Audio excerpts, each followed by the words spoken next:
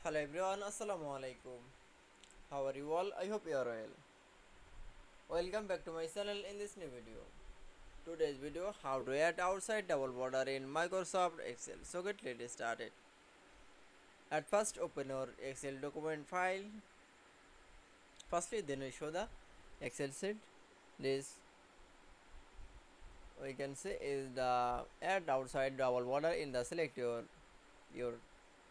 needs the area.